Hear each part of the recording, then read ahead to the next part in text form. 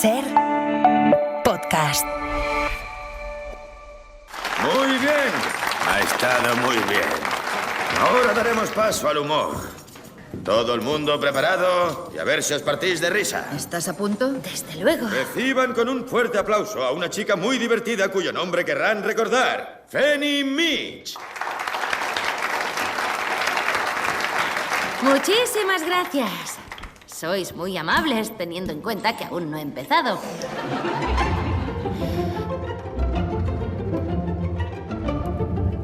Hoy, en El Rincón y la Esquina, hablamos del sentido del humor. Hoy por Hoy Magazine.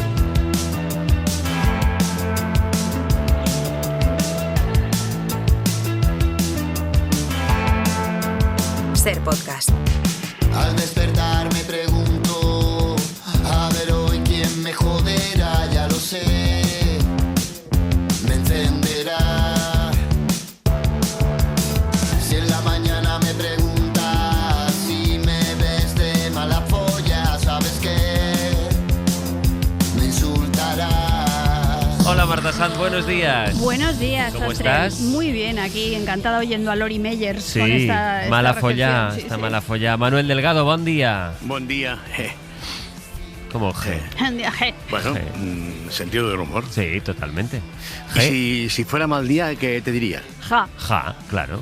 Te diría lo mismo porque en el fondo importa una mierda cuál es el día que hay, porque en el fondo te voy a decir lo mismo. Y reconocerlo es justamente reconocer que todo es una mierda y que es absurda, que es en lo que consiste el humor. Pues de este sentido del humor y de esta guisa vamos a empezar este Rincón y la Esquina en el que hoy vamos a hablar del humor. Tenemos una hora por delante para ahondar en su misterio, así que Manuel, mira, tuya es la palabra, contigo empiezo. Bueno, el humor, la palabra ya lo dice, humor, que no sé exactamente qué dice, pero digamos de una forma u otra es a su manera elocuente de una especie, digamos, de característica específicamente humana que en principio, por lo que podemos llegar a saber, no comparten el resto de especies, excepto las hienas. A ver, por ejemplo, si por ejemplo Marta, que tiene un gato o una gata, ahora no estoy seguro, tal, le explica un chiste, pues no lo pilla. Dice, no, ves que no... Claro. Estás subestimando mucho a mi gata Manuel, pero bueno, en fin. Bueno, hay gatos y gatas que tienen sentido del humor. Acuérdate pero del de habitualmente- Cheshire, el de Alicia. El de Alicia. Claro. Pero ese es que además habla, lo cual implica que en el fondo no es un gato porque los gatos ni tienen sentido del humor ni hablan. Pero sí que es un tema curioso. ¿Qué es lo que nos hace reír? ¿Qué es lo que nos da gracia? Lo que nos hace gracia. Mira, este curso pasado, en la asignatura del máster que hago, que es Antropología de los Espacios Urbanos, el ejercicio que tenían que hacer los estudiantes era desarrollar, primero describir y luego desarrollar el análisis de una anécdota. ¿Sabes aquello que estás en un bar y dices, oye, no te lo querrás creer? ¿Sabes el otro día lo que me pasó? Entonces lo cuentas y esperas que la gente, en efecto, se ría, sonría. Y entonces les pido que me expliquen exactamente dónde está la gracia. Es decir, en qué forma esa anécdota motiva un tipo de reacción que es esencialmente intelectual. Porque, a ver, la risa no se puede comparar con el llanto. El llanto tiene que ver directamente con los sentimientos. La risa no, la risa es puramente mecánica, es incluso inmoral. Habitualmente te ríes como lo que es, un acto de crueldad. Entonces, bueno, creo que es una buena forma de pensar acerca de cuáles son los límites de nuestra moral cuando de pronto nos reímos de alguien. Y querías hablar y acordarte de Femenino Cansado, creo. Ah, sí, perdona. Espera, es que yo estaba... Es que yo... No tienes el guión, ¿verdad? Sí que lo tengo, pero es que yo no puedo acostumbrarme a hablar y estar leyendo y tal. Y todo eso lo empleo como una especie de fíjate, además tenía notado que comentaría que Xavier Sardá tenía una expresión que me encantaba, que es una broma humorística, dando a entender que hay otras. No, ya sé. Iba a poner como ejemplo de lo que es el humor en el humor. Hay profesionales que se dedican... Bueno, hay podcasts de humor, hostia, el vuestro, en el fondo, es de humor, digamos. Sastre Maldonado, ¿te refieres? Sí. Bueno, es un poco de todo, pero sí, es de humor, No, sobre todo es de pero humor. hay cuidado, no sé si puede parecer que falta el respeto. O sea, para al mí- revés. No, digamos, te lo digo en serio, hoy por hoy, el humor es uno de los pocos espacios de relativa libertad que hay en que te puedes reír de algo en lo que en principio no te Totalmente de deberías reír. acuerdo. Hombre, por favor, Lo que digo toda es la que vida. yo mismo no sé muchas veces de qué es el podcast, pero bueno, en fin, sí. Era A mí me parece que básicamente por eso. en el mejor sentido de la palabra y en el más digno y el más elogioso es un espacio de humor. Me pasa. Bueno, lo que decía es que, y el modelo es Femenino Cansado, que son grandes humoristas. Entonces, ¿cuál es la lógica que sigue el humor? Incluso el humor del podcast, o sea, el humor de esos tíos que salen en un escenario y explican cosas graciosas. ¿Qué es? Claro, pues de pronto que una situación de pronto se abre en canal y deviene absurda. Y dice, hostia, ¿qué coño está pasando?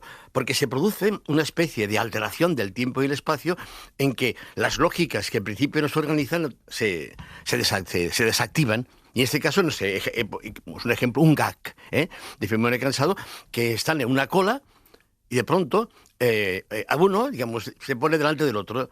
El otro, el de detrás, se queja y diga, perdone, se ha colado. Entonces, claro, intenta explicarle lo absurdo que es que alguien se cuele y encima lo quiera justificar. El humor consiste en advertir lo irracional de la situación.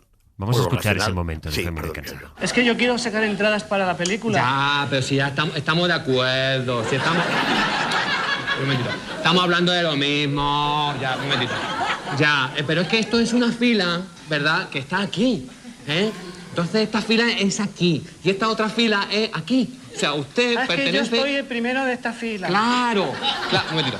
Claro, o sea, esta fila es indistinta a esta otra. O sea, usted corresponde a esta segunda fila. Yo soy el último de esta fila, pero ya me toca. O sea, ya soy el primero, ¿eh? Por favor, me da dos filas. No, oiga, perdone. Es que, vamos, Ya, yo pero- creo que el ser humano, Ya. pues en cuanto tal, debe de ser más solidario. Y si usted se ha colado, no... Sí, a mí no me gusta la película ni nada, ni me gusta el cine ni nada, pero estoy aquí, oiga, y ya, pues cojo las entradas ya y...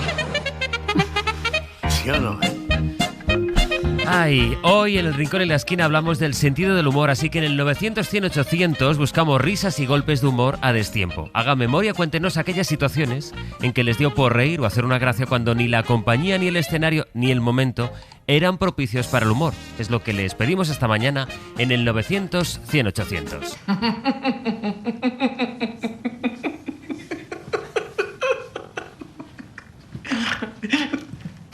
Hola, me alegro de estar aquí.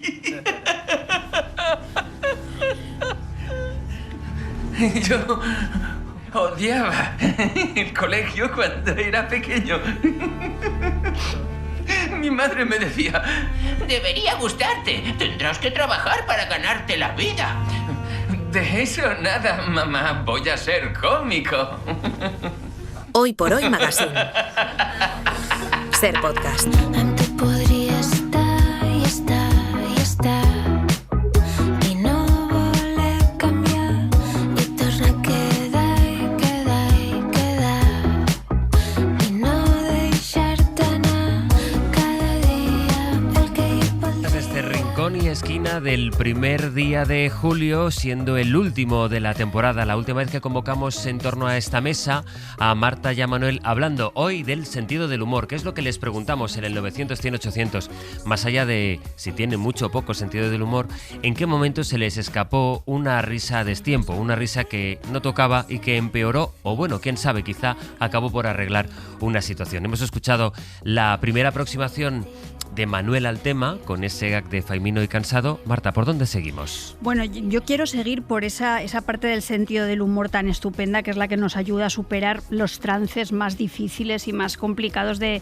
la vida, ¿no? Yo creo que el sentido del humor nos agarramos a él como a un clavo ardiendo, pues cuando nos despiden del trabajo, cuando ingresan a un familiar en urgencias, cuando estamos en un tanatorio, que es un lugar donde sale La mucho. risa del tanatorio es una de las cosas más Eso es- reconfortantes Eso es un que hay. temazo. Sí. Eso es un temazo del que alguna vez hablaremos en algún momento. Entonces, lo que hacemos es quitar hierro a las situaciones, desviándolas del drama, lubrificándolas, fijándonos en cosas periféricas. Yo en uno de los poemas últimos de Amarilla, que revivo un momento en la sala de urgencias del clínico con mi padre en una cama de agudos, los poemas pueden contar cosas que a veces pensamos, los poemas hacen también relatos, pues vivimos una experiencia muy divertida que consistió en que mi padre estaba allí fatal, los tubos, los pinchazos, las sondas, todas estas cosas, y de repente él se empezó a fijar en la señora que estaba enfrente. Y me dice, mira Marta, ¿tú has visto esa señora? Dice, esa señora que está ahí enfrente, ¿qué cara de buena tiene? ¿A que tiene una cara de buena? Digo, si tiene una cara de buena, papá, es verdad, una cosa impresionante. Dice, pues se ha cagado ya 5 veces. Dice, 5 veces, que yo la he visto con esa cara de buena que tiene, ya 5 veces tiene a las enfermeras locas. Esa tontería, ese desviar la atención de lo que a ti te estaba pasando para poderte reír de otra cosa, pues como quien dice, nos salvó la noche. Nos salvó, humaniza y te hace sobrellevar las cosas incluso con más dignidad. Y fíjate, hemos escuchado un trocito del Joker, eso de voy a ser humorista, ja, tremendo. Yo creo que en realidad los mejores humoristas son muchas veces grandes trágicos. Muchas veces detrás de los buenos humoristas lo que hay son pesimistas congénitos, personas muy, muy, muy hipersensibles que sienten la necesidad de apelar al humor para salvarse de todo lo que pueden ser las angustias cotidianas y los miedos metafísicos. Y hay 2 pelis estupendas, vamos a empezar por la primera. La primera es Lenny, de Bob Fosse, centrada en la figura de Lenny Bruce. ¿Qué es lo que sentís vosotros cuando lo hacéis? ¿No os parece lo más guarro que podamos llevar a cabo? ¿O acaso es agradable hacerlo? ¿Qué es lo peor que podemos decir? ¡Que te jodan! Gracias. Porque si yo quisiera herirte de verdad, te diría que no te jodan nunca. Porque que te jodan es muy agradable. Hola, mamá, soy yo. Sí, acabo de volver. Que te jodan, mamá. Hablo en serio. De Lenny Bruce querías decir algo más, ¿no? Bueno, antes de decir sobre Lenny Bruce, yo le quiero recomendar a todos los oyentes que vean 3 pelis de Bob Fosse, por lo menos, naturalmente, que son Cabaret, All That Jazz y esta Lenny. Bob Fosse era absolutamente, para mí, un director de cine sensacional. Y en cuanto a Lenny Bruce, pues se dice que es el inspirador de un tipo de humor muy irreverente, satírico, que mucha gente tildaba de obsceno. De hecho, le dio muchos disgustos en vida con la justicia. Lenny Bruce en sus monólogos, que eran un poco jazzísticos, porque jugaba muchísimo con la improvisación, hablaba de política, de sexo, de religión, era decididamente incorrecto, y fue muy admirado y muy reivindicado por la cultura popular de su tiempo, desde Frank Zappa, Grace Slick, el productor musical Phil Spector, Woody Allen, y también era una persona pues anímicamente muy inestable, con adicciones. Y aquí me gustaría hablar de otra película, que pusiéramos un corte de otra película, que es la que David Trueba hizo a partir de la figura de nuestro Eugenio, que era maravilloso y estaba excelentemente interpretado por David Verdaguer. No te pienses que saldré a cantar sin ti. ¿Y de qué comen tus hijos? Eugenio solo no funcionará. A ver, es un parche. Solo será un par de semanas. ¿Y quién querrá escucharme a mí de solista? No tienes solo que cantar. Habla. Cuenta tus anécdotas, a la gente le hace gracia. La gente se ríe porque no espera oír nada gracioso, y menos de alguien con mi cara. Pero cuando sales con la intención de ser gracioso, es muy distinto. El público es cruel. Venga, va. ¿Saben aquell que diu? Estupenda peli con David Verdaguer, con Carolina Yuste. Bueno, asociado con el humor está también, Manuel, sin ser lo mismo, pero en ese campo semántico, la risa. Hombre, el humor justamente es lo que genera risa, es lo que nos da risa. Es más, si no consigues producir risa, tu humor es un fracaso. Ahora, claro, la cuestión está en qué es la risa como consecuencia directa del humor. A ver, el humor es cruel. Es lo que decía, implica, Henri Bergson lo decía, en la risa es una forma de anestesiar el corazón, porque implica un punto de maldad.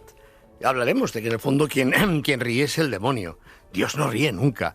Entonces, ¿qué es la risa? La risa, es una especie de reacción que la inteligencia nota, perdón. La risa cuando- está tan próxima a la tos que, fíjate, una cosa ha invocado a la otra. No, A veces, no, con porque, la a ver, risa escucha, sufrimos. Claro. no, escucha, es diferente. La tos es la consecuencia, básicamente, de algún tipo de introducción en las cuerdas, en la parte superior digamos, no sé, el cuello, ¿no? Ya me entiendes.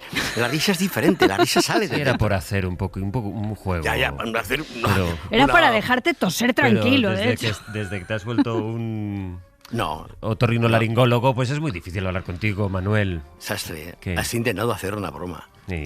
No te engañes. Para esa es la provocar tu verdad. risa. Salud. Ahí estamos. Bueno, lo que decía, que esto que voy a decir sí que puede dar risa. La risa es una especie de premio, un premio muscular que el cuerpo le da a la inteligencia.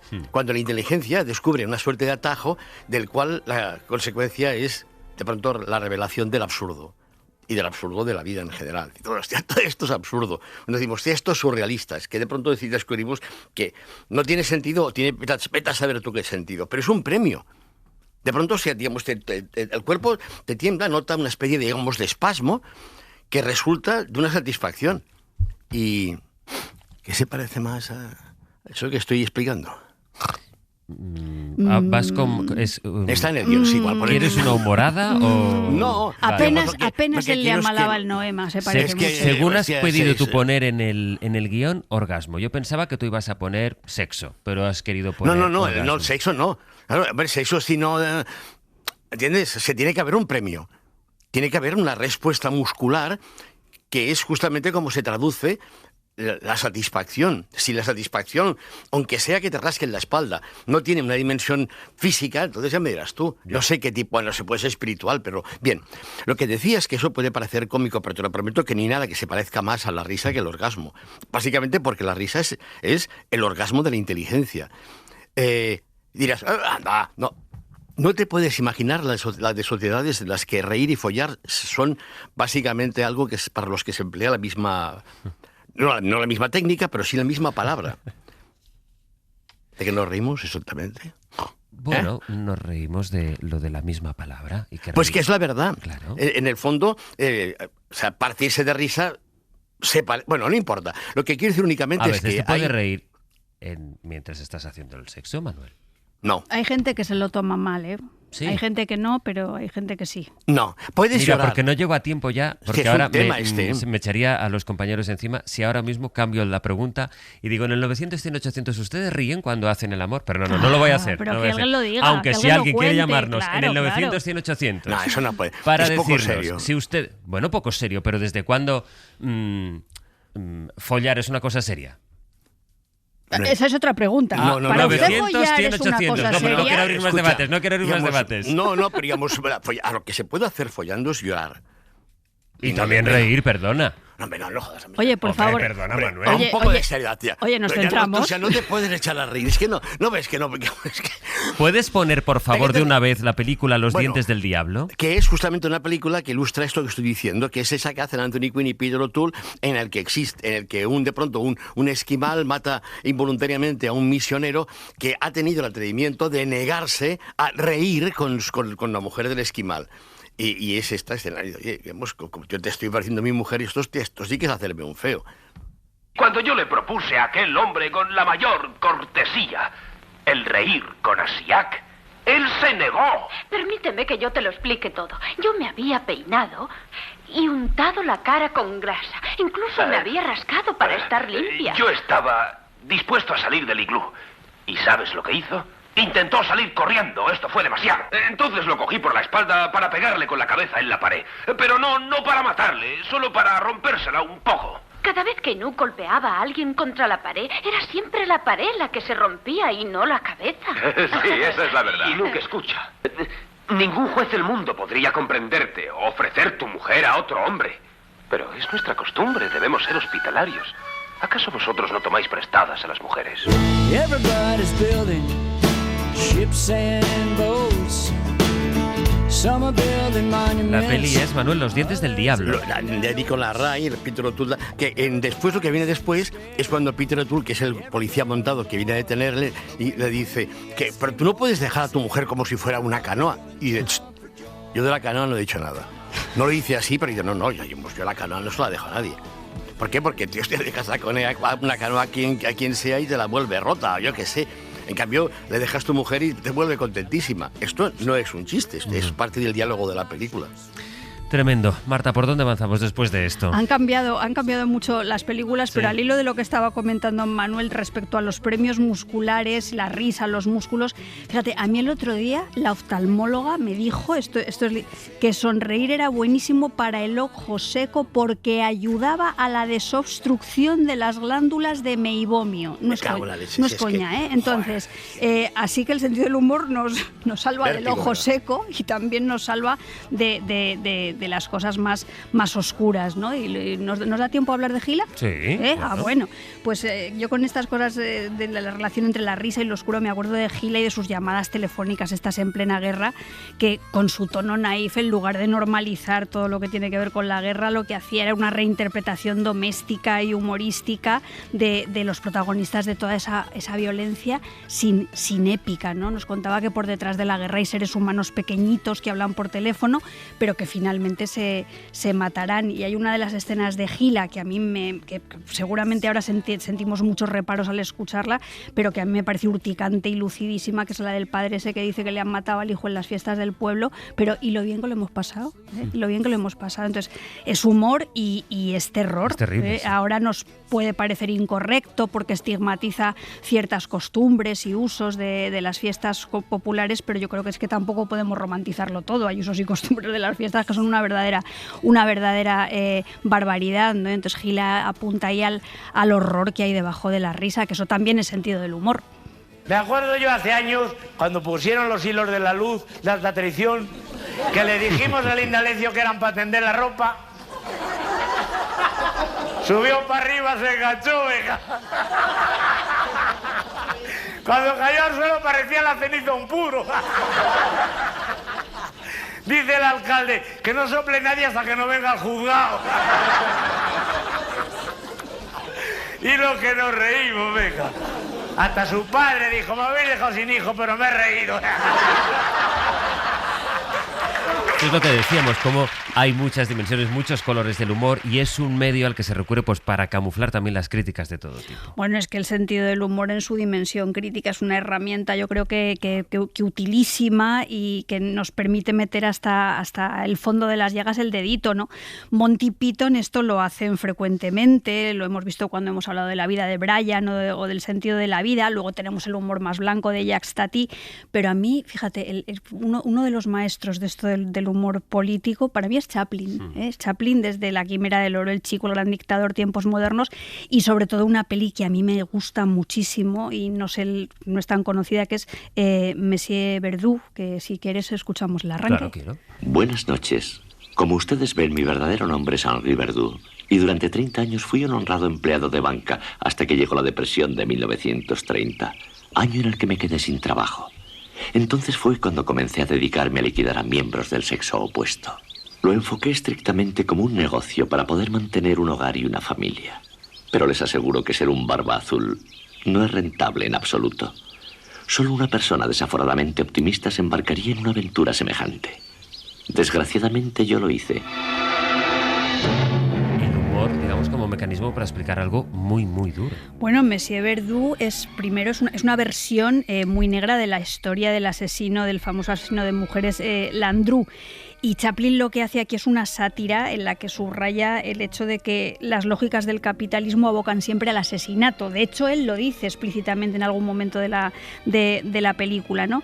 Después de estrenar esta peli, Chaplin tuvo que marcharse de Estados Unidos acosado por el Comité de Actividades Antiamericanas que le acusaba de pertenecer al Partido Comunista. Recientemente en España se ha publicado una novela divertidísima de Donald Westlake titulada El despido, en la que también el punto de partida pues es un señor despedido de su empresa a una edad que no es ni mucho menos razonable, que siempre se ha dedicado a ser el supervisor de una cadena de una industria papelera, y entonces él se busca un sistema para poder ser contratado nuevamente, y pues el sistema consiste en ir eliminando uno a uno a sus competidores, ir cargándoselos minuciosamente. Costa Gabras hizo una adaptación estupenda de esta peli de este libro que se llamaba Arcadia. El libro es sensacional. Si no lo habéis leído, os reiréis y lloraréis al mismo tiempo, como en los orgasmos que propone Manuel. Bueno, en los suyos solo se llora, no se ríe. ¿Qué? ¿Lo has dicho? No, es igual, vamos a hablar de otro tema. Bueno, pues lo has dicho, es igual porque ahora te arrepientas, pero lo has dicho, lo que has dicho, es has que, dicho. Según cómo te vaya la cosa, te puedes emocionar. Eso por supuesto, pero esto lo estás diciendo ahora. Es que no, estás haciendo trampas. A ver, que hablen los oyentes, a ver. Bueno, 900 tiene 800. Uno puede correr sobre y llorar, pero reír, joder, es que no me cabe en la cabeza. Oye, ¿puedo meter una cuña así? Mete lo que tú quieras. Mira. Que de eso estamos hablando, Manuel. Sí, es que siempre acabamos hablando de lo mismo. Oye, Oye, que en septiembre sacó un libro que se llama Todas las ciudades están poseídas, que me saca Capitán Swing, y en la que hablo justamente como las astucias del capitalismo urbano pueden poner al servicio de la gentrificación la integración, la sostenibilidad, el feminismo, el multiculturalismo, el ecologismo, y básicamente uno de los temas es cómo lo que un día fue la izquierda anticapitalista hoy es el capitalismo de izquierdas, y en fin, y que estamos mal. Bueno, lo que decíamos... Vale, pero sí. no pensaba... Hombre, ahora lo vinculará de alguna manera con el... No, hombre, vale. Yo qué sé, o sea, te metéis al privilegio de hablar ante 8 millones de oyentes, o más o menos. Hombre, pues déjame que me aproveche un poco, que a mí... Ojalá no fueran tantos, pero vale. Lo leeremos, los 16 millones de oyentes lo leeremos. Eso es, ya, y si lo podéis comprar también. Claro que sí. A ver, el título, ¿cómo es el título? Todas las ciudades están poseídas. ¿Por quién? Por el demonio del urbano. Vale, y ahora voy a hacer yo una cosa, que es voy a dar paso a un fragmento de la vida de Brian. Después de esto ya no tienes que intervenir. Tu párrafo que venía ahora ha sido tu cuña, así que te cambio una cosa por otra. Vamos a escuchar la vida de Brian. Pero bueno, ¿tenemos algún prisionero? Sí, señor, tenemos un tal Sansón. ¿Sansón? Sansón, el asesino saduceo. Silas de Siria, el Sagar. 66 sediciosos de Cesarea. 67 disidentes... Si quieres, hablo con ellos. Buena idea, Pijus. Ciudadanos, tenemos a Sansón, el asesino saduceo. Silas de Siria, alias el Sagar. 66 sediciosos de Cesarea. ¿He dicho algo chistoso? ¡Silencio! Pijus Magnificus manda la 4ª legión. ¡Es un personaje en goma! Always look on the bright side of life. Always look on the light side of life. Creo que no deberíamos escribir chistes para gente que lleva barro en las botas. Bueno, gente de pueblo. Desgraciada. Que no vivan en Los Ángeles o en Nueva York no significa que lo que les hace gracia valga menos que lo que te hace gracia a ti. Creo que un poco sí, ¿no? ¿Has visto el tipo de cosas que compra esa gente en Etsy? Todos son tazones de desayuno en los que pone lo que hay dentro es vino. Según tú, mucha gente cree que tiene gracia algo que no la tiene. Sí, sería eso. Ay, eres esa chica que nunca consiguió sentarse en el comedor con los niños guays y no lo has superado. Comíamos fuera. Pues en el comedor hay un montón de gente diferente y cuanto antes lo aprendas, mejor te irá. Hoy por Hoy Magazine. Ser podcast.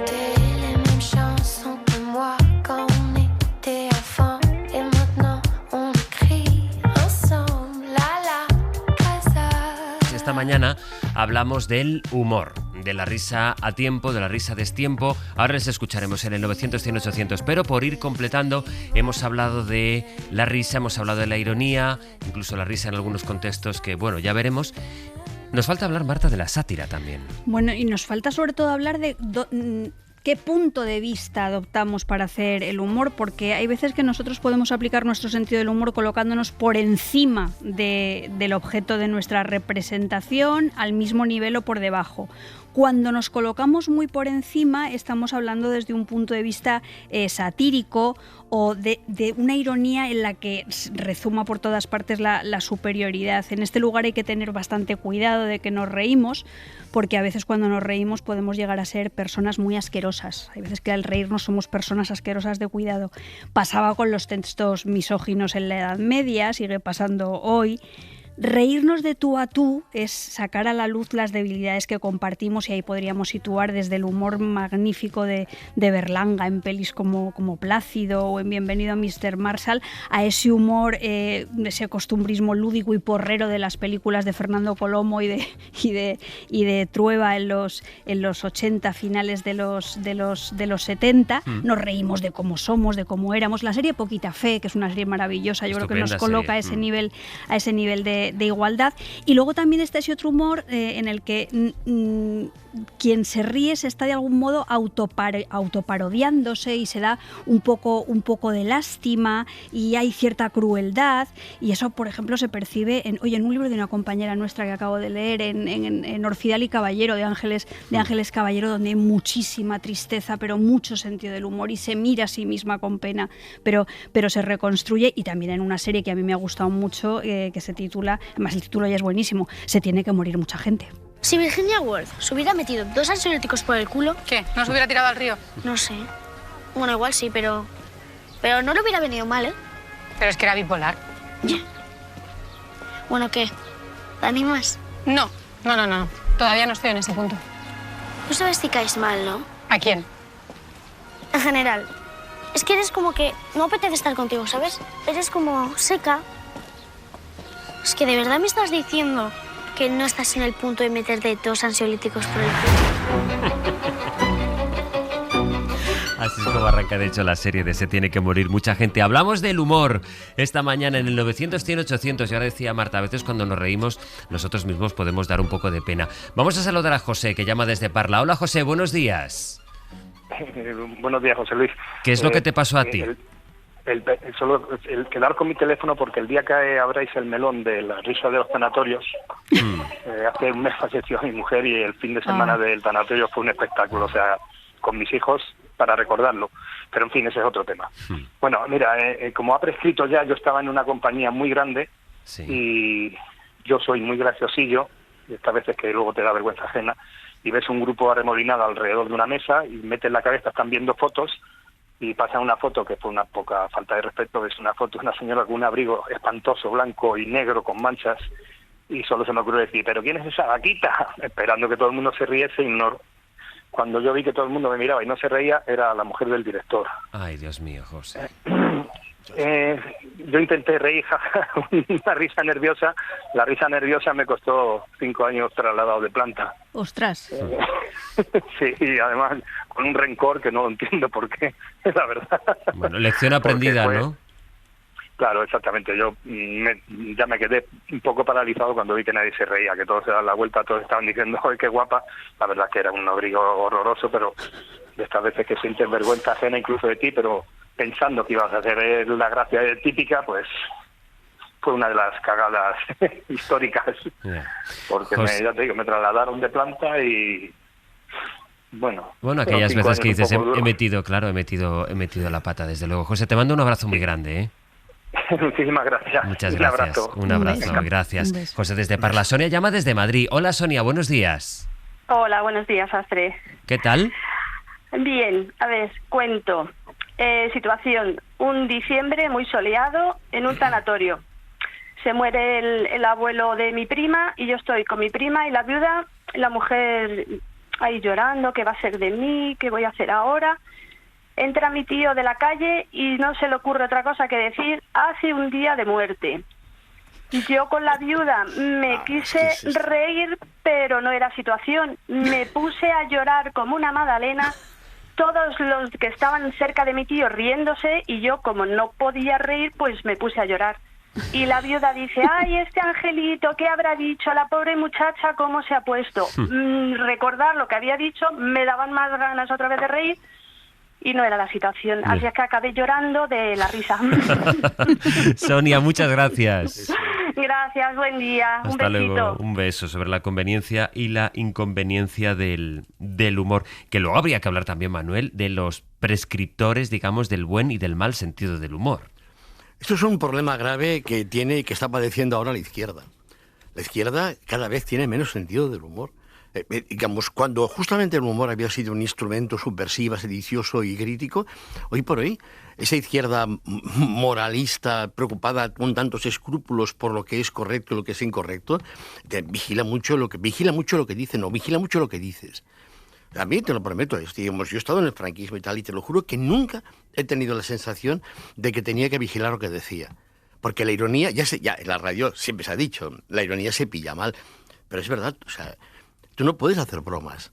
O sea, por ejemplo, yo qué sé, un contexto de lucha militante antirracista, tú podías perfectamente, no sé, explicar un chiste de negros, ¿sabes?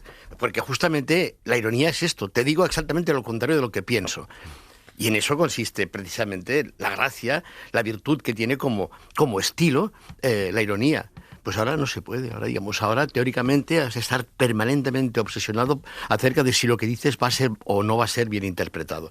Y esto es justamente un fracaso de la izquierda, que está mucho más preocupado de que la gente, digamos hable correctamente y nunca emplee algo que se parezca a un sentido del humor inapropiado, que en cambiar estructuras sociales que en el fondo le importan una mierda.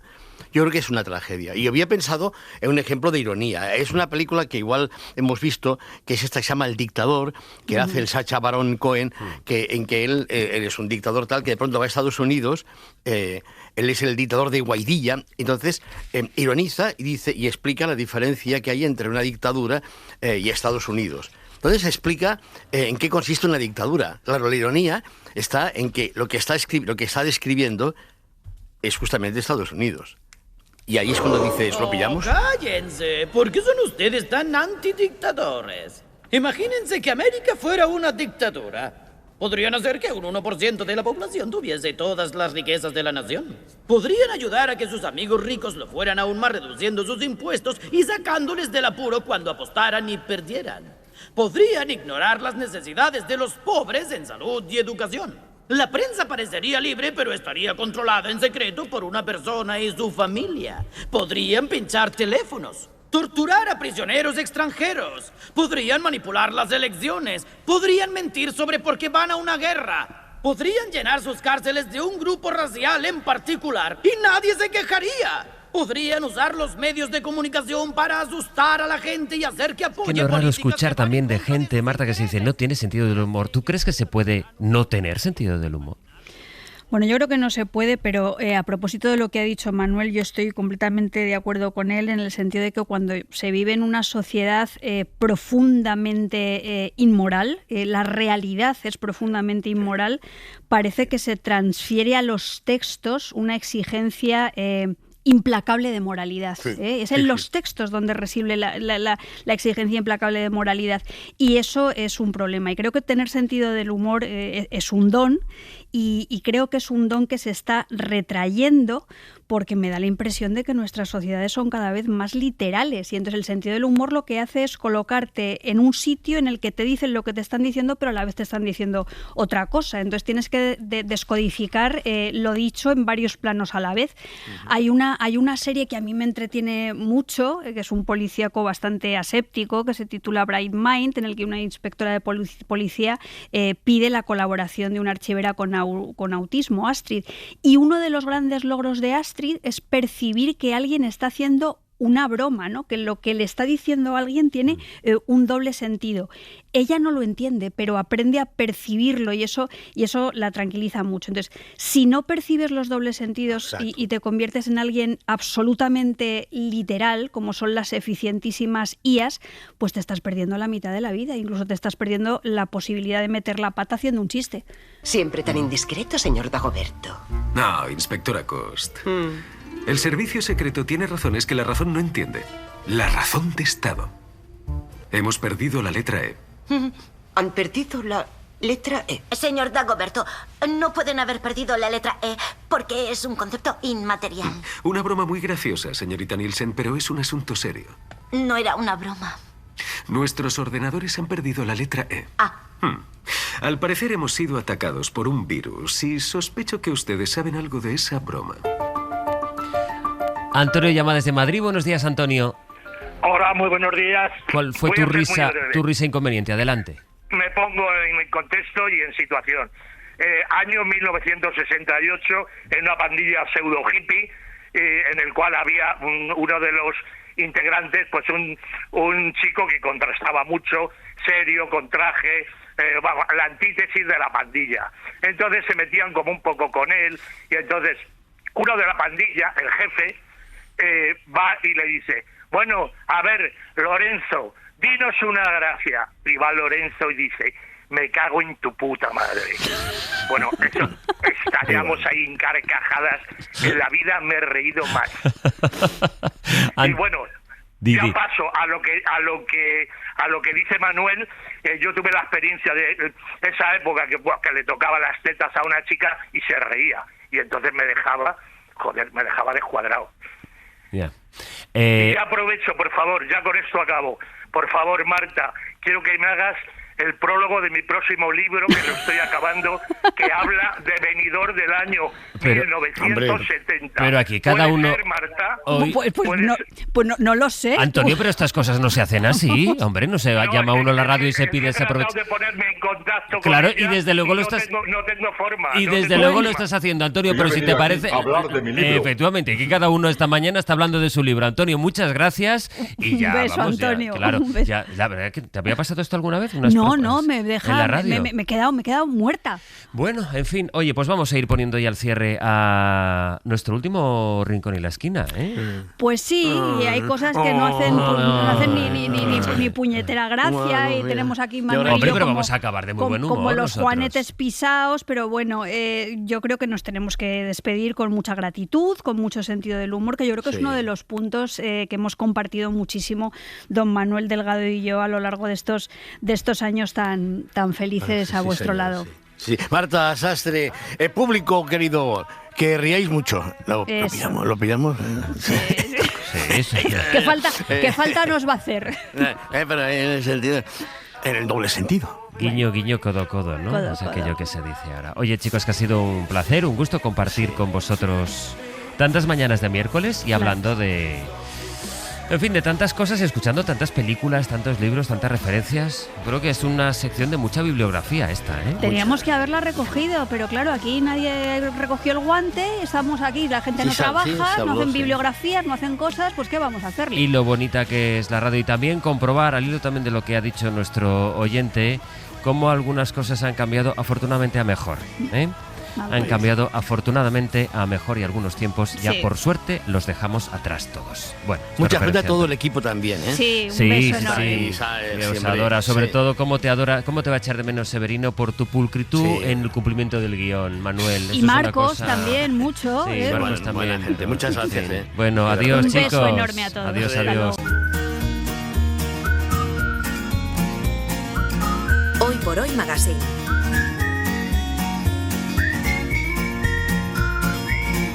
Ser podcast.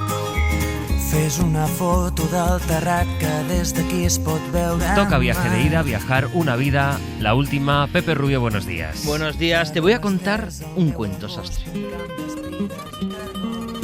Érase una vez Chipiona, septiembre de 1943. La Chipiona de ella es una Chipiona maravillosa, de ilusión, de querer conseguir, de querer luchar. Muy familiar, muy de puertas abiertas, muy de comunicación directa, muy de convivencia entre todos los vecinos.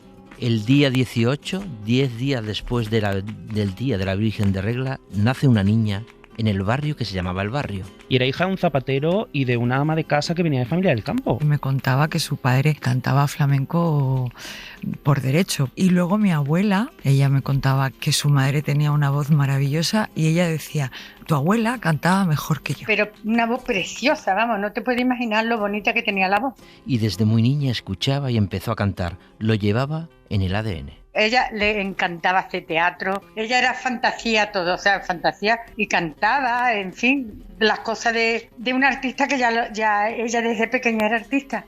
Es que eso no lo podía remediar, eso se trae y ya está. Yo creo que ella nace con eso y para eso. Visualizo al personaje que protagoniza este cuento, Pepe. Y no lo tuvo fácil. Su padre no quería que fuese artista, pero más duro fue perderlo a los 13 años. Se quedaron en una situación mala porque murió el cabeza de familia, que era su padre, pero gracias a Dios ellos tenían a su abuela, Rocío, que tenía una tienda de comestibles en Chipiona, y que los recoge en su casa. Ellos pasan a vivir con su abuela, entonces nunca tuvieron eso de pasar hambre, ni muchísimo menos. Mi padre decía una frase que decía: ¿tú cómo vas a ser artista? Y él murió y yo tuve que tirar para adelante. Chipiona es para mí lo mejor del mundo entero. Lo he visto venir, que esa niña ya adolescente es Rocío Jurado. Y te voy a contar su vida con la ayuda de su hija Rocío Carrasco, con Alexis Morante, director de la serie documental La Más Grande, que se puede ver estos días en Movistar, su amiga de infancia Aurora y la Molleja, Carlos Barea, que es coordinador del libro Rocío Jurado, la voz que nos hizo sentir libres, Lidia García, autora del libro y el podcast Ay Campanera, la transformista Supreme Deluxe, y Francisco Kerry, responsable del Museo Rocío Jurado en Chipiona. Chipiona es mi raíz. Es un pueblo precioso, mucho más bonito de lo que yo digo. Y cada vez que alguien va, me dice que es más de lo que yo digo. Muy pocas veces he tenido que decir dónde está Chipiona y qué es Chipiona. Por esa sencilla razón, porque Rocío Jurado ya de hecho en su día se encargó ella sola. Pues mira, yo creo que la Chipiona de mi madre es la que fue, la que es y la que será. Chipiona en sí. Rocío Jurado de Chipiona al mundo. Pero no fue fácil, como decíamos, para que la dejasen cantar y ser artista. Primero tuvo que hacer una huelga de hambre. Con 12 o con 13 años, ¿dónde habría escuchado ella la palabra huelga de hambre? Que luego cuenta a su familia que de huelga de hambre nada, que ella hacía la huelga de hambre de día y luego por la noche se ponía a morar. Ella es poseedora de una verdad interna que lo trae en su ADN, cosas que ella creían que era lo correcto, y de repente con 12 años se plantea y dice: voy a hacer una huelga de hambre. Yo creo que fue la primera persona con 12 años que se declara en huelga de hambre, y yo me pregunto, digo, ¿quién le habría dicho a ella que hay una cosa que es una huelga de hambre? Pues déjala correr. Una huelga de hambre, ojo, en la España de los años 50. La Jurado era grande desde chiquita y luego, aprovechando un tema médico familiar en Sevilla, su tío Antonio la presenta en secreto a un concurso de esta casa en Radio Sevilla. Esa presentación a ese concurso se hace, como decimos nosotros, a la remanguille, porque lo hicieron por escondidas de todo el mundo, ¿no? Por atrás de todo el mundo. Ella y mi tío Antonio. Y lo ganaba todo, efectivamente. Todo. Bueno, la apodaron la niña de los premios. En el museo, en una de las primeras vitrinas, hay 3 pasaportes distintos de Rocío Jurado, con 3 fechas de nacimiento distintas, porque ella en los primeros concursos consiguió tener un poco más de edad para poder participar. Y tenemos sus primeras 250 pesetas que ganó en el primer concurso, junto con unas medias y una botella de gaseosa. Y claro, ya no hay quien pare a Rocío Jurado. Bueno, este cuento se inspira en los guiones clásicos de los niños y niñas prodigio, y que daba el viaje con su madre Rosario Jurado a la ciudad que promete tocar el cielo. Y de pronto la arrastra a una Madrid que en ese momento, imagínate lo que es irte de un pueblito pequeñito a probar suerte con 8.000 pesetas que les había dejado el abuelo. No es la época más adecuada para triunfar, pero tiene que emprender ese viaje del héroe y se van a Madrid. Y encima ella venía para hacer un casting para televisión, y el día que hicieron el casting se pusieron las dos malísimas y estaban con fiebre en la cama. Los problemas de salud en Rocío Jurado son continuos. Una piedra tras otra que iban superando y demás. Decían que comían agua con avecrem porque no tenían otra cosa que comer. Era una lucha tremenda y apenas sin ganar. Aburrido estaba yo. Más que tocar el cielo, lo que se describe aquí es el infierno. Tanto que Rocío Jurado y su madre Rosario se plantean volver a Chipiona, pero aparece Concha la del Johnny, una amiga bien relacionada en Madrid que veraneaba en Chipiona y que le consigue una audición con Concha Piquer, su gran referente. La recibe ella, le canta Romance de Valentía y a doña Concha no le gustó. La Piquer la aparta prácticamente del piano y le dice esa cosa tremenda de artistas ya consagradas no se han atrevido a cantar mis canciones y tú que acabas de llegar del pueblo me las cantas en mi cara. Triunfarás, niña, pero porque tienes una bonita cara dura, le dice. ¿Tú crees que cantan mejor que Concha Piquer? Yo sé que soy más larga que Concha Piquer. Yo soy más larga que la Piquer, en realidad quería decir en términos flamencos que tocaba más palos distintos. Era alegre y rubio como la cerveza. Aquello debe de ser muy duro. ¿Qué edad tenía ella? Pues en el año 60 tenía 16 años, nunca más quiso saber de la Piquer, pero por suerte Concha la del Johnny también le abrió las puertas del tablao de Pastora Imperio. Con mamá Pastora, que ella le llamaba. A partir de aquellos tiempos han sido como familia nuestra, ¿no? Todos los Vegas. Ella le debe mucho a a ese tipo de personas. Era palmera. Y fue un día que también que se puso mala una, que no sé qué, dijo, vas a actuar tú. El primer conato de rebeldía que se permite Rocío Jurado es esta cosa de soltarse el pelo para cantar flamenco y canción española, lo cual a la gran Pastora Imperio pues le escandalizó absolutamente. Claro, ahí ya se la lleva Manolo Caracol, que de hecho Manolo Caracol decía, esta niña va a durar conmigo muy poco, porque esta niña tiene muchísimo talento. Después, junto a Manolo Escobar y el Príncipe Gitano, hice mi debut en teatro. Me llamo Pastora Imperio. Ahora sí que Rocío Jurado acelera en su carrera. Y va cumpliendo su sueño de niña de ser la mejor en la canción española, gira por América, cine, teatro, más premios, y es un programa de televisión para elegir a la representante de Eurovisión el que le hace que España entera conozca su rostro. Se llama Pasaporte a Dublín, una especie de Benidorm Fest del 71. Pasaporte a Dublín. En 1967 me distinguen con el título de Lady España. En 1968 la radio me considera la mejor cantante. Tengo grabadas cerca de un centenar de canciones y pronto aparecerá un nuevo long play. Sí que es verdad que eran varias semanas, entonces era más Operación Triunfo. Imagínate, semana tras semana, ver a esta mujer cantando, tocando diferentes palos, cantando de diferentes formas, mostrando la amplitud de su talento. Ahí es cuando de repente se la rifaban, sobre todo porque ya la conocía toda España, de verla todas las semanas actuar. Mi amante amigo, tú que me ayudas cada día a levantarme, tú que me haces esta vida soportable, sé que vas a sufrir, sé que vas a sufrir. La radio, el cine, la televisión van moldeando el icono de Rocío Jurado. Y su voz, su puesta en escena, es única. Creo que Rocío Jurado es una categoría propia dentro de la música española, esa facilidad para de repente cantar copla, para de repente cantar bolero, cantar canción sentimental. Es difícil ubicarla en ese sentido, pero yo creo que si tuviera que buscar algo en común, yo diría que esa pasión y ese arrebato interpretativo que ponía en todo lo que cantaba. Ella tiene una fe tremenda en su voz, en su forma de cantar, y ella se va construyendo a sí misma.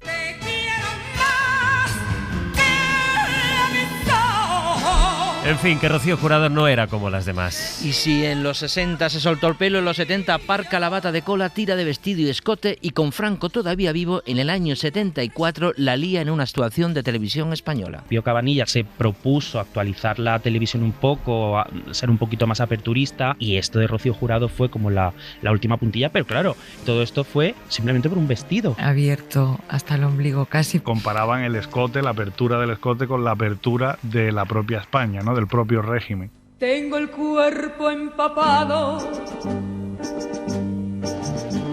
de mi patria. Ella lo ve natural. Yo quiero ponerme este vestido porque creo que es el que me pega ahora mismo para lucirme. Sucedió lo que sucedió y efectivamente tuvo que dimitir un ministro. Como ella me decía, Gordi, tampoco era para tanto. Y esto es lo que convierte a Rocío Jurado ya también en esa época en una gran celebridad. Pero es que se atrevió hasta con el destape en una película, aunque intentara disimular. Dirigida y protagonizada o coprotagonizada por Fernando Fernán Gómez, que se llama La Querida, y en esta película incluso hay unas escenas de desnudo que siempre ella se mantuvo, que le habían puesto un doble de cuerpo, que ese cuerpo desnudo que se veía no era suyo, pero luego sí que es verdad que una prima suya dice que vio la película y dijo, esa teta de mi prima. Padre decía que no era de ella, y cuando yo vi la teta más, yo digo, esa es de mi prima, joven. Rocío Jurado se va convirtiendo en un referente. Y una defensora de derechos aún no consolidados. Protegía a todo el colectivo LGTBI cuando eran muy marginados. Entonces, que una artista como ella dijera públicamente el famoso Yo soy pro-gay, contribuía a normalizar una realidad que todavía se veía con muchísimo prejuicio. Nos hemos quedado con el yo soy pro-gay, pero todo lo que dice antes, dices, es una coherencia absoluta. Antes, en los años 70, 80, incluso en los 2000, decir que estabas a favor del colectivo tenía algo así un poco como de paternalismo, de ay, pobrecitos. Ella no utilizaba el paternalismo a la hora de hablar de nosotros. El colectivo ha estado presente toda mi vida y para mí no existía otra forma de verlo. Me gusta ser libre, lo mismo que el viento.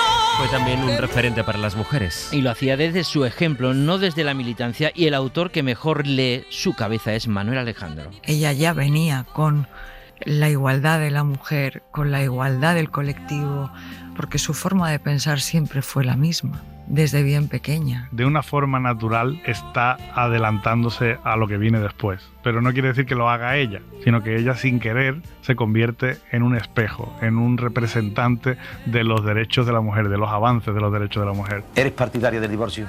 También. No me digas. Rotundamente. Soy partidaria del divorcio. Oye, sí. ¿pero lo sabe Pedro? Hombre, claro que lo sabe.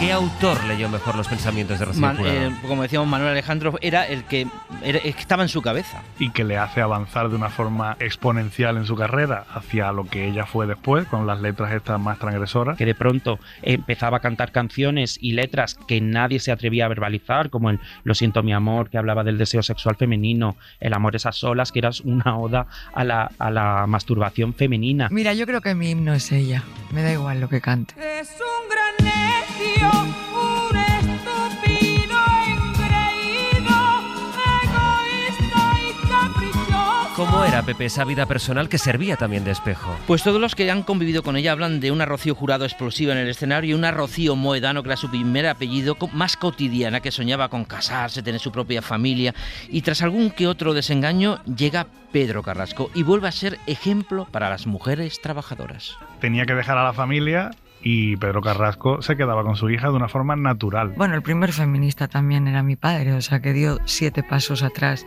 y la dejó a ella y le dijo: realízate tú, haz lo que consideres que debes de hacer y triunfa tú. En los valores en los que yo he crecido en mi casa son gracias a ella y a él también. Bueno, yo pienso que soy natural, es más, a veces me paso de natural. Como una ola, tu amor llegó a mi vida, como una ola de fuego y de caricias, de espuma blanca y rumor de caracolas, como una ola.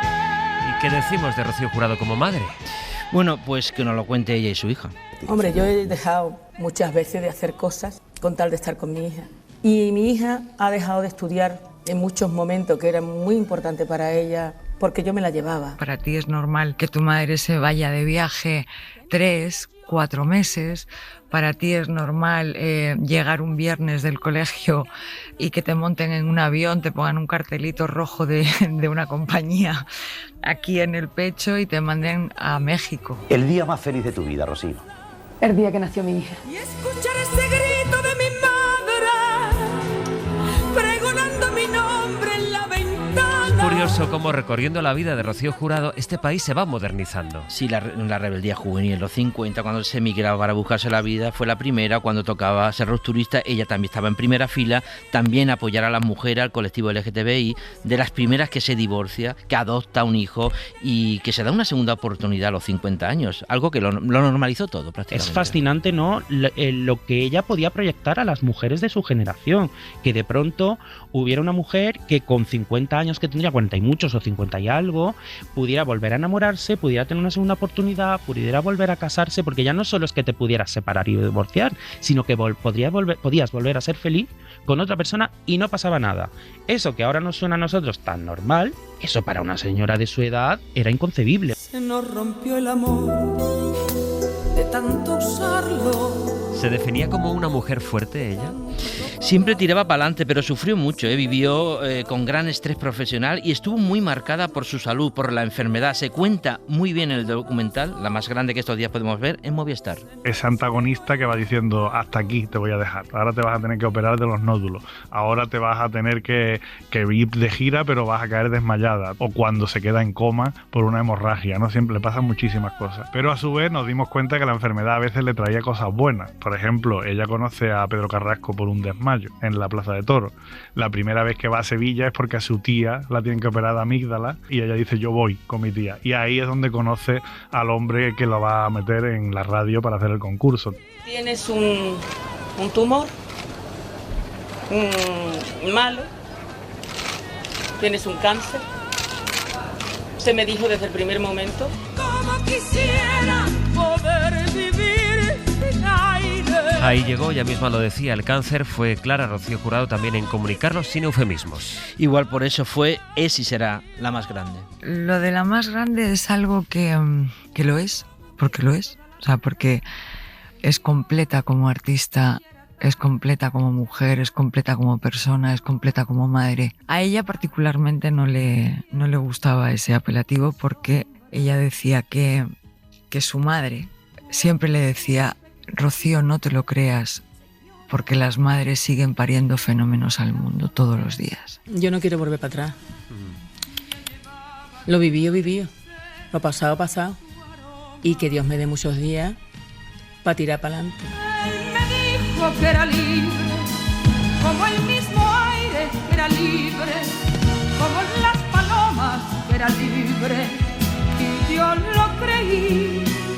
Ahora es tarde, señora, ahora es tarde, señora, ahora nadie puede apartarlo de mí.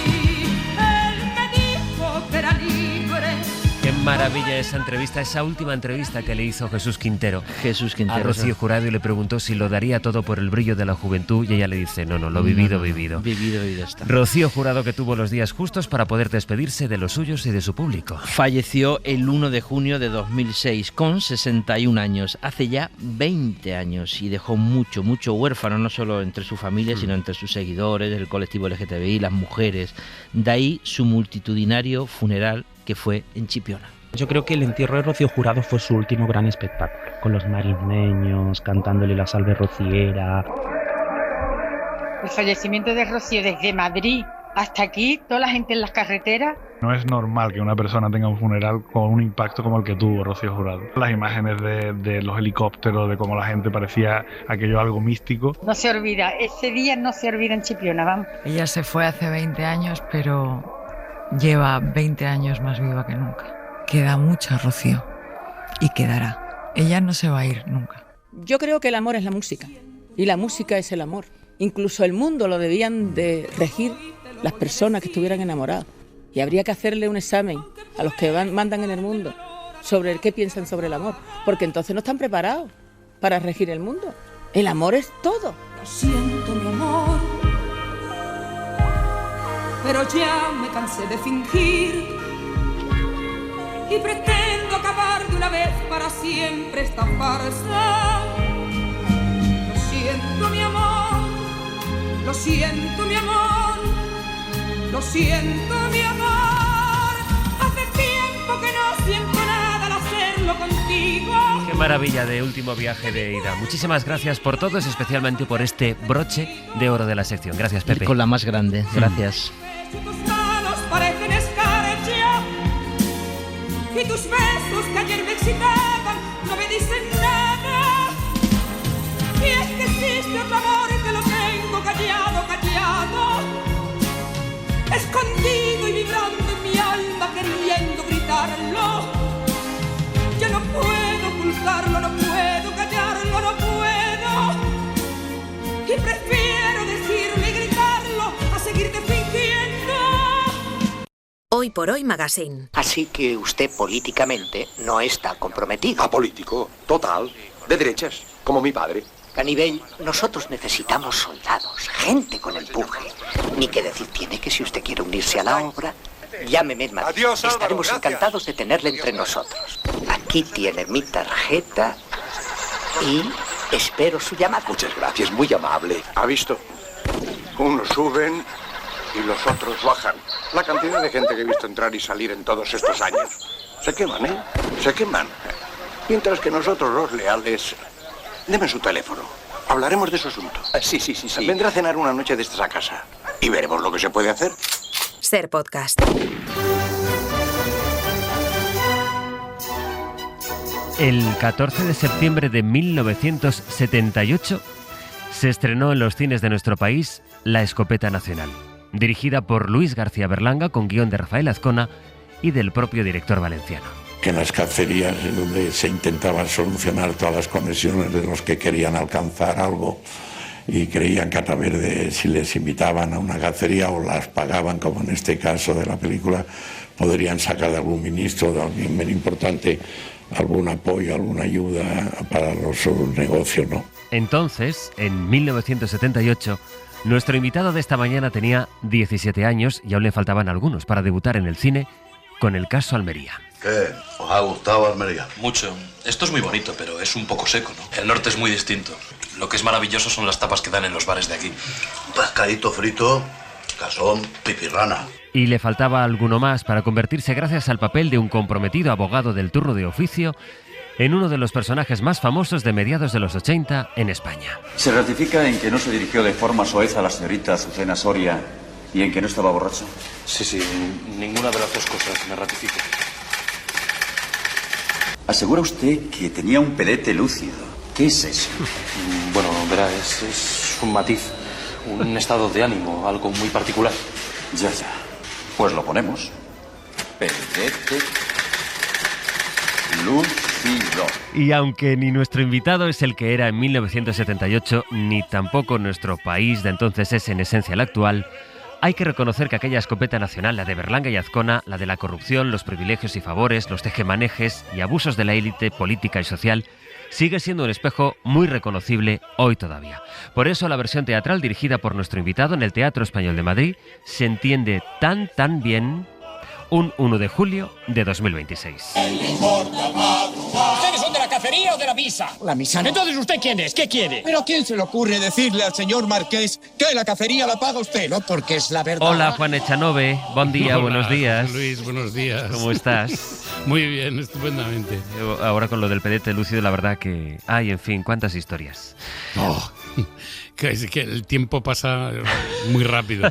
Pero claro, esto del pedete lúcido, fíjate, hace por lo menos, yo qué sé, pues 40 y tantos años que grabé esa secuencia y desde luego me acuerdo perfectamente como si fuera hoy, vamos. ¿Ah, sí? Sí, ¿Tienes memoria me fotográfica de muchas de las escenas que has rodado? Concretamente de esa escena y de algunas otras, pero esa me acuerdo perfectamente porque fue una de las primeras que rodamos y bueno, pues era de alguna manera una irrupción mía en un terreno que era el de la televisión, que controlaba más bien poco. Vamos, el de la televisión, el del cine, el del teatro.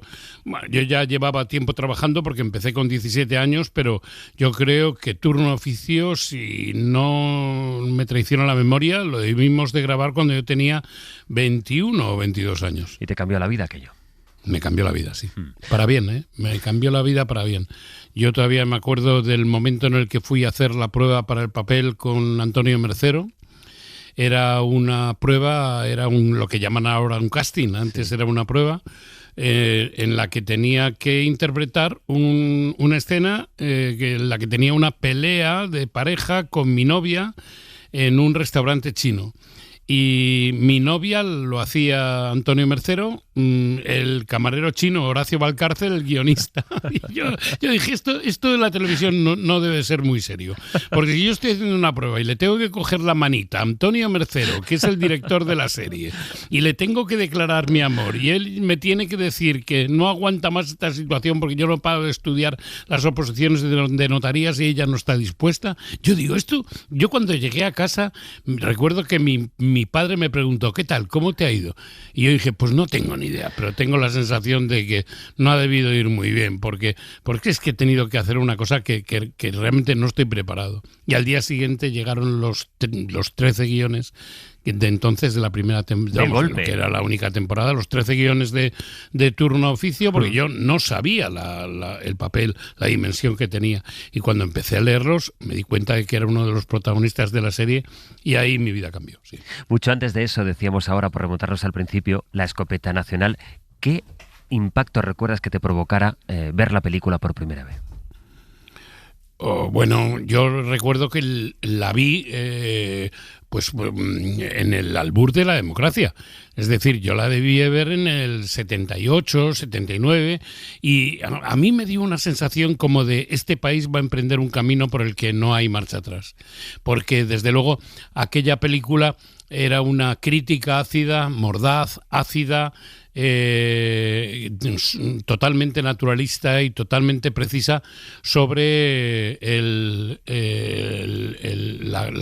digamos, la corrupción, el desmembramiento, la caída de un régimen como era el régimen franquista. En cambio, parece que es un retrato como de esta caricatura de lo que ha sido, ¿no? Hasta aquí esta época, y a partir de ahora, tú lo decías, en el albur de la democracia empieza un nuevo recorrido, y sin embargo sigue siendo un retrato vigente, no ya en ese momento y de lo que fue y de lo que siguió siendo buena parte del comportamiento de mucha gente, sino que sigue siendo tan fiel a la realidad ahora, ¿no? Totalmente. Bueno, cuando nosotros empezamos con el proyecto Escopeta Nacional para el Teatro Español, es ahora hace 2 años. Y hace 2 años mi afán era comunicar al espectador que la historia reciente, previa a la transición en este país, no se podía perder de vista. Es decir, no podíamos olvidar de dónde veníamos para no cometer los errores que podemos llegar a cometer, porque somos una sociedad cíclica. Pero claro, cuando estoy ya en plena producción, en los ensayos de Escopeta Nacional, y todos los días pongo el telediario y me doy cuenta de que la realidad me está pasando por encima y que lo que estoy haciendo en el teatro no es recordar una época vivida, sino realmente reproducir de una manera bastante fiel el estado de las cosas de mi país en pleno 2026, por un lado, bueno, es una cosa que ya me pasó con Ser o no ser, de Lubitsch, porque cuando yo quería concienciar al espectador de que no había que dejar de recordar que el nazismo y Hitler existieron de verdad y que provocaron una segunda guerra mundial y todo el asunto, cuando estaba ensayando va Putin e invade Polonia, e invade Ucrania. Entonces a mí me da mucho miedo cuál va a ser mi próximo proyecto teatral, porque es que, yo qué sé, a lo mejor debemos de estar bastante sintonizados, tanto Bernardo Sánchez, que es quien ha hecho la adaptación, como yo mismo, sobre la actualidad de nuestro país. Pero sí, ahora mismo, es decir, la Escopeta Nacional habla de cosas que desde luego están en las portadas de cualquier diario o de cualquier noticiero o de cualquier emisora de radio que se precie. Y eso, Juan, de alguna manera confirma o te confirma el teatro, como en este mundo de teléfonos y de aceleración, confirma el teatro como un refugio para hacer una crítica, para renovar críticas y darnos cuenta de la sociedad en que vivimos. Sí, definitivamente, José Luis. El teatro no puede perder su esencia de espejo de la sociedad. El teatro es un espejo donde la sociedad se tiene que mirar. Si quiere mirarse, se puede mirar en él y sacar sus propias conclusiones. Evidentemente lo puede hacer a través de un drama o lo puede hacer, como en este caso, a través de una comedia satírica musical, te diría que es la Escopeta Nacional, el montaje que nosotros presentamos en el Español. Pero desde luego que en lo que respecta a mí, yo el otro día leía unas declaraciones de una actriz mayor argentina que decía que el teatro era un compromiso vocacional de por vida, que era una necesidad vital, que no era una profesión. Y yo creo que siento exactamente lo mismo. El teatro es una cosa que a mí me define como ser humano, me define mi personalidad al 100%. Si alguien quiere conocerme como soy de verdad, puede ir a un teatro a verme trabajar y seguramente me entenderá mucho mejor que en el cotidiano de la vida diaria. Y sin embargo es cuando estás interpretando. Sí, evidentemente, o cuando estoy dirigiendo, pero yo nunca interpreto de mentira y nunca dirijo de mentira. Yo detesto la mentira. La detesto en el escenario y la detesto en la sociedad y en la vida. Mentir es una facultad negativa, horrible, nefasta del ser humano. Y yo me niego a utilizarla. Yo creo en la verdad. Y creo en que la verdad, para ser representada, como decía Federico García Lorca, la verdad para ser representada, que eso es el teatro, es lo que realmente remueve nuestras conciencias y es lo que hace que una sociedad avance. Pero interpretar o dirigir a intérpretes no es fingir y no es eso mentir al final. No, mentira. Fingir no es fingir. Para poder interpretar, es decir, puede haber un actor o una actriz que finja, pero está fingiendo, está trabajando mal. Fíjate, una de las cosas que a mí más me molesta del uso de la palabra a veces, es cuando se identifica lo que se hace dentro de, digamos, de la clase política o dentro del Parlamento, cuando se miente, que se dice que se está haciendo teatro. No. El teatro sobrevive miles de años porque no es mentira. El teatro sobrevive porque es una verdad para ser representada. O sea, cuando en alguna tertulia se dice, esto que ha pasado hoy en el Congreso de los Diputados ha sido un teatro. No, incluso se llega a decir teatrillo, que todavía me toca más a los cojones. O sea, cuando oigo teatrillo, cuando digo que se está haciendo teatro, realmente me sube la bilis a la garganta, porque me parece que es un desprecio tan absoluto identificar el trabajo que hacen las mujeres y los hombres que se dedican a las artes escénicas de este país con las mujeres y los hombres que se dedican al devenir político diario en la Cámara de Representantes. Me parece que es una comparación absolutamente perniciosa para nosotros. No creo que mentir es mentir y hacer teatro es hacer teatro. No te llevarías a ningún político encima de un escenario, ¿eh? No, bueno, quiero decir, yo con esto no estoy diciendo que tengo amigos políticos buenísimos. Conozco políticos que son políticos íntegros buenísimos. Los conozco malos y los conozco buenos. Yo con esto no quiero generalizar. Nunca dejaría de ser amigo de un representante político por el hecho de ser representante político.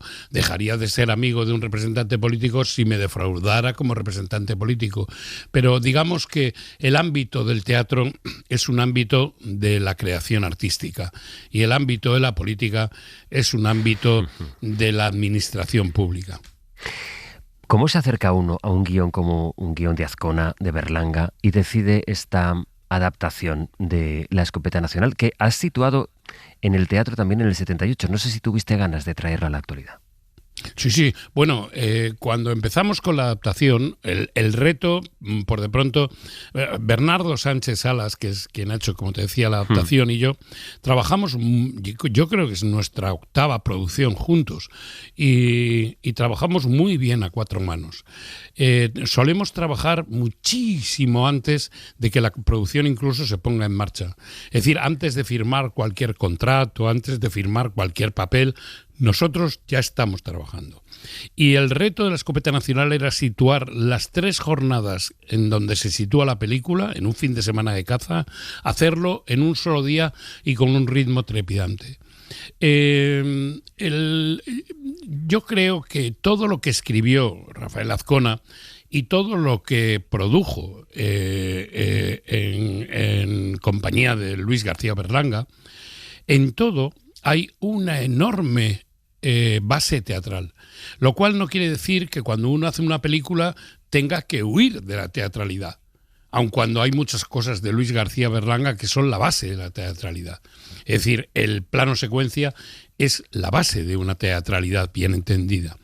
Pero cuando tienes que hacer un montaje de teatro, esta es mi opinión, quiero decir, no, con esto no quiero decir que sea la manera de hacerlo, pero mi opinión es que cuando tienes que hacer un montaje de teatro, tienes que huir de la cinematografía, y cuando haces una película, tienes que huir de la teatralidad.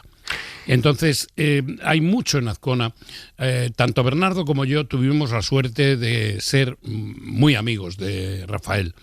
Yo he tenido la suerte de pertenecer a una generación en la que a mí se me ha formado en esa manera de comunicar, se me ha formado en el azconismo, de alguna manera, de tal manera que cuando cogimos el guión de Escopeta Nacional, inmediatamente descubrimos cuál era la teatralidad en donde Rafael se había sujetado para hacer el guión de Escopeta.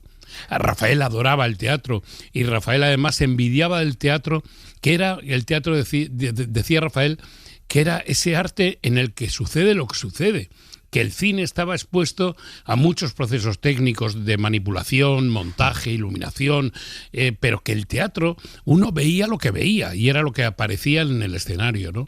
Le adoraba el teatro. Cuando hicimos El Verdugo ya en el año 2000 aproximadamente, él disfrutaba de los ensayos y se reía muchísimo, decía, esto es muchísimo más interesante que la propia película. Bueno, Rafael siempre era muy exagerado. Escuchando pero, cómo hablas de él, Juan, ¿tú echas de menos a mucha gente? Porque ahora me da la sensación de que estás hablando de alguien a que echas mucho de menos y que es una figura referencial para ti, pero no, como que hablaras casi con nostalgia de una época. Bueno, yo soy un actor que todos mis amigos y toda mi generación con la que he convivido tenían como poco 15 años más que yo. En algunos casos 20, en algunos casos incluso 25. Entonces es lógico que yo me tenga que acostumbrar a que se me van yendo. Y la gente que más me ha influido a mí en mi manera de ser y en mi manera de trabajar son actrices y actores que hoy ya no están entre nosotros. Yo siempre recuerdo a Juan Diego que decía que lo importante era conectar con la gente joven y que lo importante era tener amigos entre la gente joven. Supongo que Juan también pertenecía a una generación precedente a la suya, no tanto como yo, porque los amigos que yo tengo de mi edad en este momento, te quiero decir, bueno, son minoría en comparación con los que he tenido y con los que tengo, gente que tiene ahora 80 o 85, claro, yo ya tengo 65, también es verdad, ¿no? También los tienes. Pero desde que tenía 25 años, mis amigos tenían 45. Iba a decirte que también los tienes más jóvenes, que son amigos que están deseando que llegue el verano y se puedan tomar contigo un arroz, una paella, mirando el mar. Sin duda. Vale. No, ya te digo, yo he aprendido a llorar en silencio y a no vivir de la nostalgia. La nostalgia a mí no me llena para nada. Yo prefiero vivir el presente y tener alguna ambición de futuro, pero las justas. Eso es lo que hemos hecho hoy, abrochando la última charla de esta temporada de Hoy por Hoy con un amigo que es Juan Echanove, al que siempre es un gusto escuchar. Muchas gracias por acercarte esta mañana a la radio y nos vemos ya con un arroz y frente al mar, si te parece. Muchísimas gracias, José Luis, y gracias por todo tu trabajo, por todo el trabajo de Ángels, por todo el trabajo de la gente de Gran Vía. Gracias, Marcos. Y gracias a todos. Ha sido un placer compartir tantos años de amistad a través de vuestro programa. Un abrazo y gracias. Hasta pronto, Juan. Cada gota, cada idea, cada paso en mi carrera y la estrofa de mi última canción. Cada fecha postergada, la salida y la llegada y el oxígeno de mi respiración. Y todo a pulmón, todo a pulmón.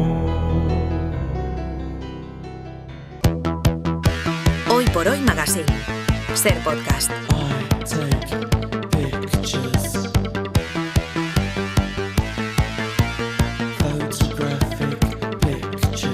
Bueno, creo que humildemente vamos bien, que hemos hecho un programa bastante digno, pero tenemos tiempo todavía para estropearlo.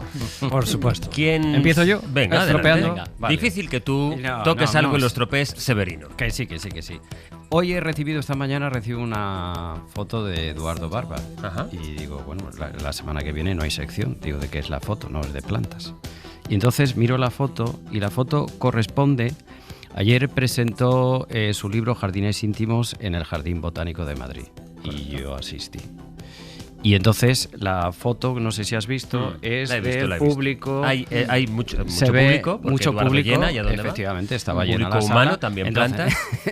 Estaba lleno y entonces se ve el plano del público mirando hacia el escenario donde estaba. Y entonces él me hace una pregunta. Dice, a ver si adivinas dónde está el león de la Metro. Y entonces yo empiezo a mirar entre el público y busco una melena. No sé, no sabía la pregunta, no sabía por dónde iba. Y pensaba que era como una melena, yo digo, estaba buscando. Y de repente encuentro a Pascual Donate. Hermano tuyo, para más. Fíjate cómo te estás desvinculando. ¿Cómo te estás desvinculando? Hermano tuyo, ese señor del que usted me habla. Y entonces está con la boca como el león de la metro, bostezando. Bueno, bostezando es lo que parece la imagen, que a lo mejor la imagen es claro, déjame defenderme. Por favor, bostezando. Deja de defenderme. Había más de 200 personas que también, que son la foto, pues pilló un momento en el que yo abría la boca, pero por asombro. O sea, yo era como el del grito de mucho. Solamente me faltaba llevarme las manos así a la cabeza. Mira que estuvo entretenida la presentación. Estuvo bien, estuvo chula, sí. Yo estoy presentando un libro. Él está muy en el medio, además. Yo me encuentro con ese bostezo, cojo mis cosas y marcho por ahí. Y dale, que no era bostezo, que era expresión de asombro. No. Era hartazgo, cansancio, por las razones que sea, no pasa nada. Pero vamos a ver. Hay que prepararse cuando tú ves cámaras. Tú prepárate para que no te pillen en un renuncio como muy ese. difícil engañar a la cámara ya incluso cuando la tienes delante. Pues imagínate cuando te está sacando alguien de fuera una foto que tú no sabes que te la están sacando. También hay que decir que tenemos muchos colaboradores que escriben libros. Y no se puede ir a todas las presentaciones. A ver si vamos a prohibir ahora las presentaciones de libros. No, lo digo porque pues con nuestro horario muchas veces si vas directamente a la presentación igual estás agotado, porque puede ser. Pero tú tienes que estar dispuesto a estar ahí con una cara de interés. Hombre, porque en ese momento lo representan desde el Hoy por Hoy. Claro. Y de la cadena SER. Claro. Y un poco de la radio en España. Eran Severino y Pascual. Porque es que también las Por cierto, estuvo Eva Cruz también. También representaba. Porque las presentaciones de los libros se han convertido un poco como ir a echar un vistazo al Corte Inglés, que la gente va ahí como que está de paso. Entonces, pero está desprestigiando. No, lo digo porque si tú vas a una presentación de un libro, tienes que mostrar interés por el libro. Y no bienquedismo. Eso es. No, yo mostré Pascual a Eva Cruz bostezando. No, es que estaba al otro lado, no sé, no. ¿A que no? Vamos a ver, yo hasta llevaba polos, iba bien vestido y todo. Pero es que eso da igual. Me puse guapetón. Solo faltaba que fuera con el torso desnudo. Tiene para acabar un poquito el hoyo siempre un poquito más hondo. Lo único que es verdad, puede hundirse más. Cometí un pequeño error. Es que no digas que es mi hermano. Era el único que llevaba gorra. Y encima llevaba gorra. Sí, me la quité luego como cuando entras a la iglesia. Madre mía. Tiene arreglo. Ya, yo que sé, iba a una cosa de jardineros, pues la gorra, que menos. Pero yo quiero hacer constar. ¿Qué lógica es esa? La gorra, para que no te dé el sol. Botánico.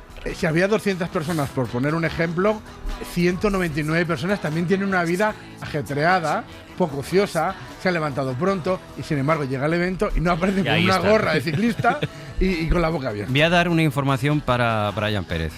Cuando yo salgo de mi casa para ir a la presentación, mi hermano me dice, cuando vayas a salir, avísame y me recoges. Y entonces yo le llamo y mi hermano estaba durmiendo la siesta. Pero ¿por qué estaba durmiendo? Entonces el bostezo ya estaba hecho. Está haciéndolo bien porque hizo yo la siesta sí precisamente para no bostezar. Pero lo hizo, bostezó. Yo sí que iba directamente del trabajo.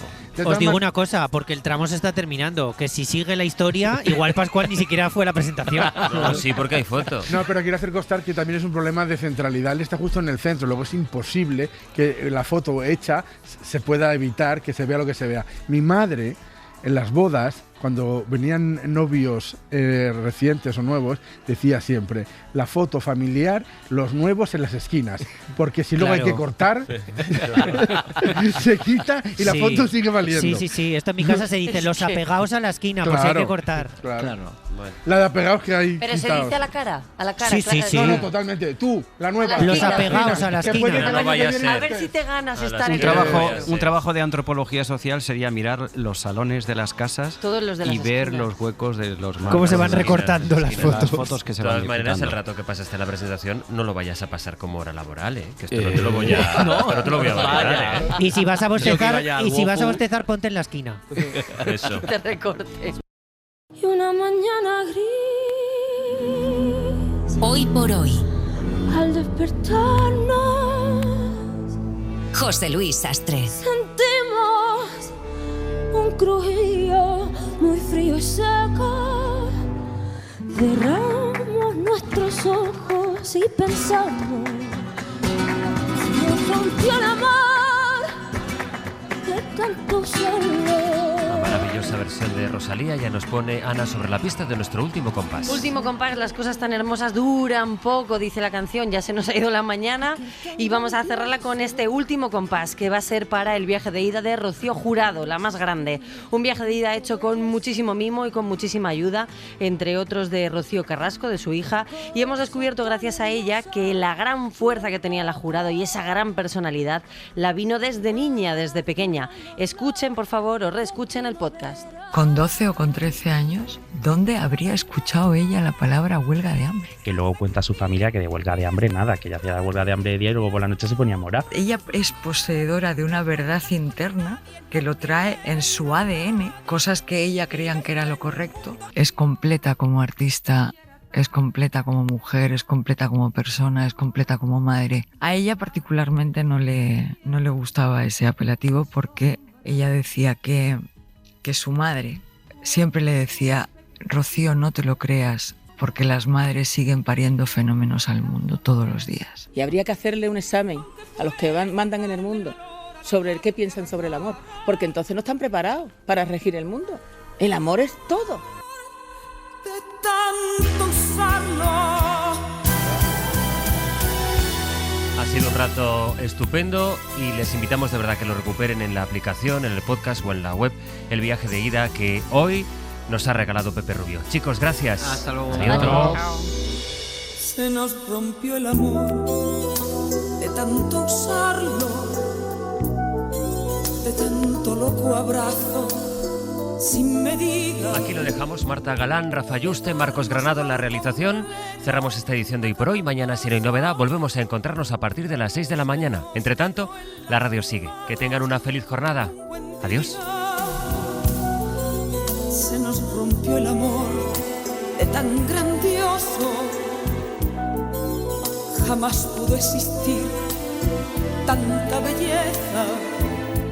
Las cosas tan hermosas duran poco.